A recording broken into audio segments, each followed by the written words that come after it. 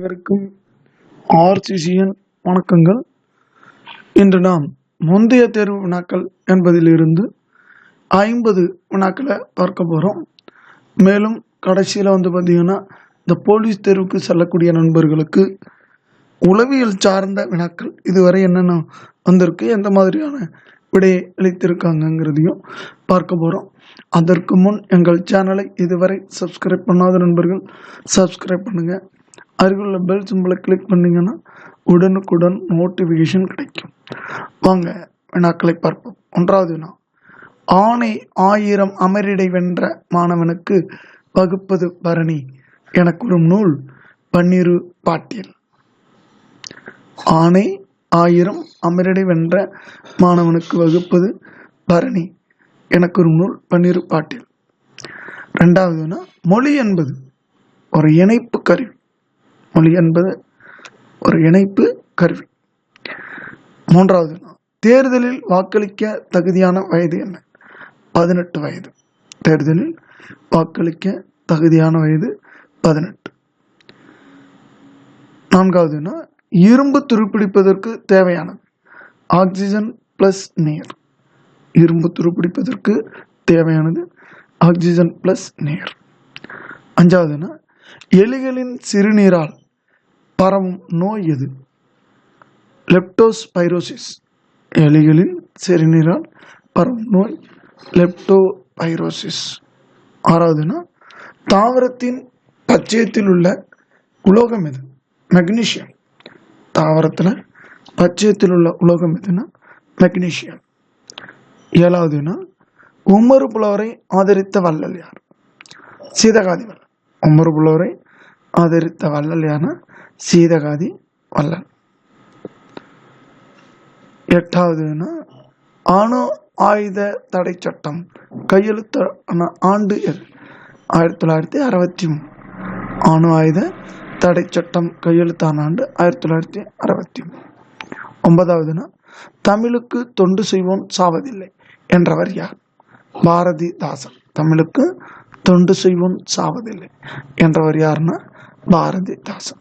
10வது வினா, நைட்ரஜனை நிலைப்படுத்தும் பாக்டீரியாக்களில் உள்ள ஜீன்கள், அது நிஃப் ஜீன்கள்னு சொல்லுவாங்க. நைட்ரஜனை நிலைப்படுத்தும் பாக்டீரியாக்களில் உள்ள ஜீன்களை நிஃப் ஜீன்கள்னு சொல்லுவாங்க. 11வது வினா, 1857 நடந்த புரட்சியை பற்றிய ஆங்கில வரலாற்று ஆசிரியர்கள் விவரிக்கும் விதம் சிப்பாய் கழகம்.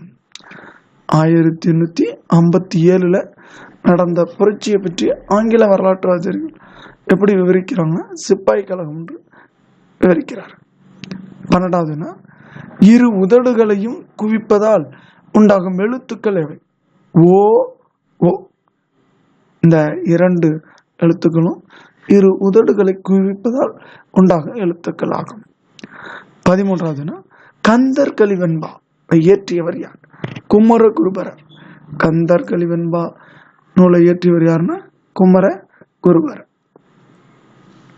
15வது வினா, இலங்கையை இந்தியாவில் இருந்து பிரிக்கும் நீர்ச்சந்தி எது? பாக் நீர்ச்சந்தி. இலங்கையை இந்தியாவில் இருந்து பிரிக்கும் நீர்ச்சந்தி எதுனா பாக் நீர்ச்சந்தி. 16வது வினா, சமுதாயத்தின் அடிப்படை அங்கம் எது? குடும்பம். சமுதாயத்தோட அடிப்படை அங்கம் எதுன்னா குடும்பம். 17வது வினா, தென்னிந்தியாவில் உப்பு சத்தியாகிரகத்தை முன்னிட்டு நடத்தியவர் யாருன்னா ராஜகோபாலாச்சாரி. தென்னிந்தியாவில் உப்பு சத்தியாகிரகத்தை முன்னிட்டு நடத்தியவர் யாருன்னா ராஜகோபாலாச்சாரி. இதை வேதாரண்யத்தில் உப்பு காய்ச்சியவர் யாருன்னு சொல்லி படிச்சிருப்போம். திருச்சியிலிருந்து வேதாரண்யம் வரை நடைப்பயணம் செய்தவர்கள் யாருன்னு படிச்சிருப்போம். ராஜகோபாலாச்சாரி தலைமையில் சென்றாங்கன்னு படிச்சிருப்போம். 18வது வினா, பிளிம்சால் கோடுகள் இதன் பக்கவாட்டில் குறிக்கப்பட்டிருக்கும் கப்பல். பிளிம்சால் கோடுனால கப்பலோட பக்கவாட்டில் குறிக்கப்பட்ட கோடுகள். 19வது வினா, மின்காந்த தூண்டலை கண்டறிந்தவர் யார்? பாரடே. மைக்கேல் பாரடே என்பவர் மின்காந்த தூண்டலை கண்டறிந்தவர் மைக்கேல் பாரடே. 20வது வினா, தூய தங்கம் எத்தனை கேரட்டுகளை கொண்டது? 24 கேரட். தூய தங்கம் 24 கேரட்டுகளை கொண்டது. 21வது வினா, நிலையான காந்தம் தயாரிக்க பயன்படுவது எது? நிக்கல் எஃகு. நிலையான காந்தங்கள் தயாரிக்க பயன்படுது நிக்கல் எஃகு. 22வது வினா, இந்தியாவின் உயிர் நாடி கிராமங்கள் என்று குறிப்பிட்டவர் யார்?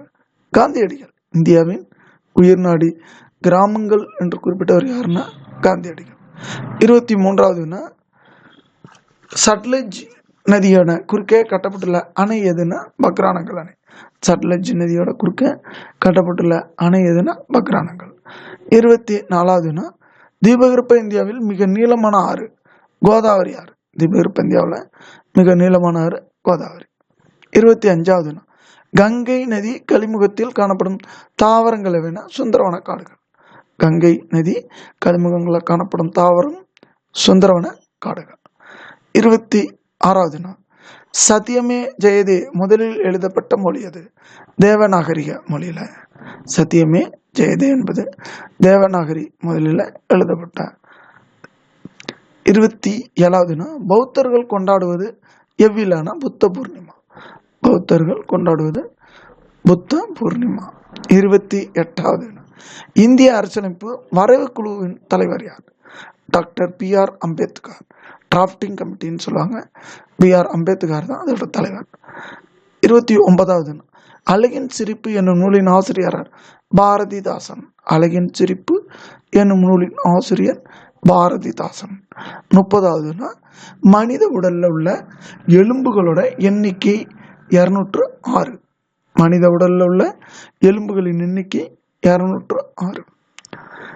31வது வினா, பொழில் என்பதன் பொருள் என்ன? சோலை. பொழில் என்பதன் பொருள் சோலை. 32வது வினா, நேர்மின்வாய் கதிர்களை கண்டுபிடித்தவர் யார்? கோல்ட்ஸ்டீன். நேர்மின்வாய் கதிர்களை கண்டுபிடித்தவர் கோல்ட்ஸ்டீன். 33வது வினா, மீனில் அதிகம் உள்ள ஊட்டச்சத்து எது? புரதம்.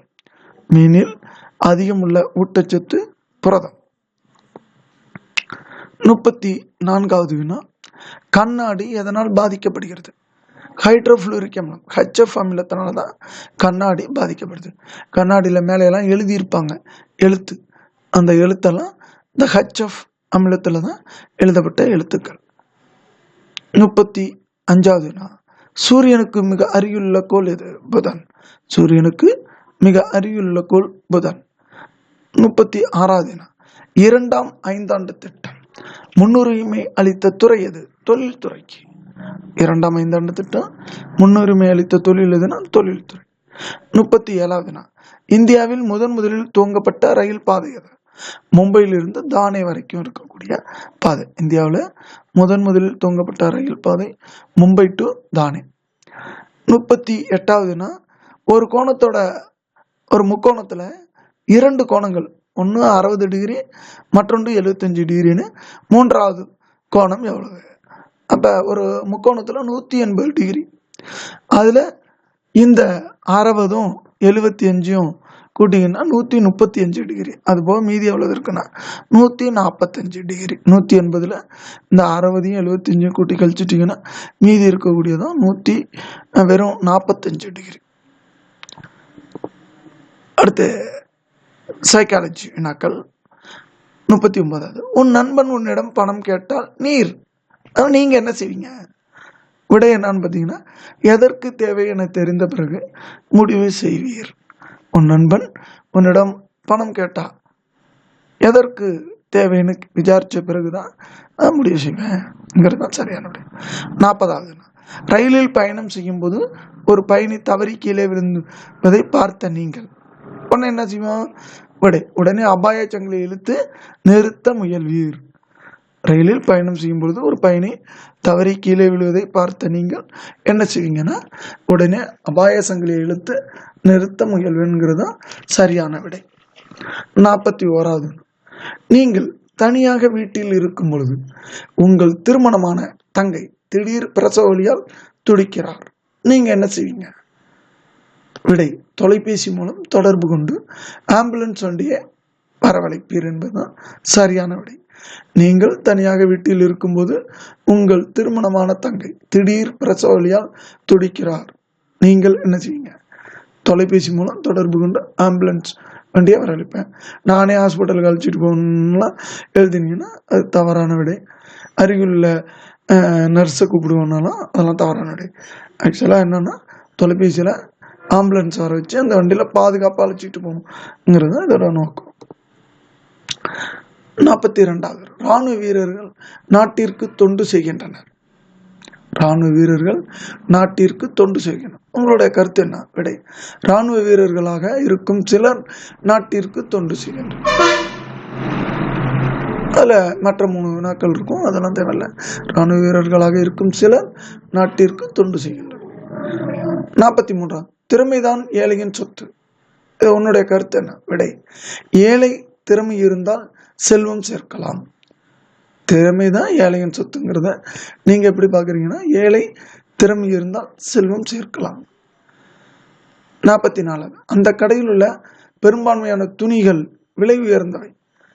இன்னொரு கருத்து கொடுத்துருக்காங்க. உங்களோட பார்வை எப்படி இருக்குன்னா, அந்த கடையில் மலிவான துணிகளும் கிடைக்கும். ஏன்னா பெரும்பாலான துணிகள் விலை உயர்ந்தவன் தான் கொடுத்துருக்காங்க.